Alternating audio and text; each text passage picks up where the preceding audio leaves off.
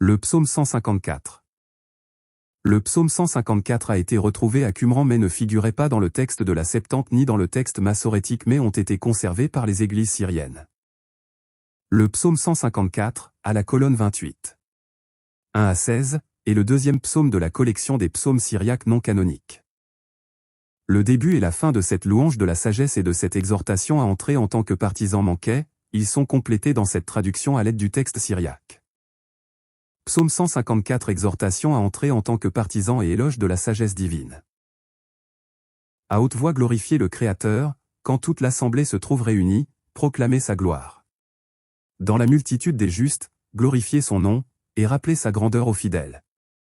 Attachez vos âmes à ceux qui sont bons, aux innocents, afin de louer le Très-Haut.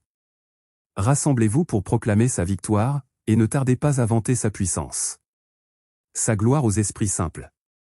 Car c'est pour vanter la gloire du Tout-Puissant que fut donnée la sagesse, c'est pour qu'il rapporte ses nombreuses actions qu'elle fut prodiguée à l'homme, pour qu'il révèle sa gloire aux sots, à ceux qui ne voient pas ses portes, qui errent loin de ses portails. Car le Très-Haut est le Créateur de Jacob, et sa majesté plane sur toutes ses œuvres.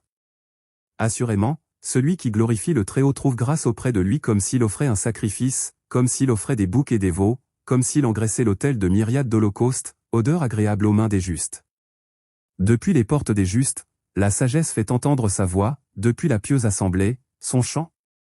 Quand ils mangent et sont rassasiés, ils la citent, quand ils boivent et ne forment plus qu'un, le sujet de leur entretien, c'est la loi du Très-Haut, leurs paroles ne servent qu'à vanter sa puissance. Comme sa parole est loin des impies. Comment le fier pourrait-il la connaître? Vois, les yeux du Créateur se posent miséricordieusement sur les bons. Sa grâce augmente pour ceux qui chantent sa gloire, du malheur il sauvera leur âme. Béni soit le Tout-Puissant qui soustrait le pauvre au pouvoir de ses ennemis, qui délivre les innocents de l'oppression des impies. Il fait surgir une corne de Jacob, d'Israël, le juge des nations, à Sion, il choisira d'établir sa résidence, jetant son dévolu sur Jérusalem pour l'éternité.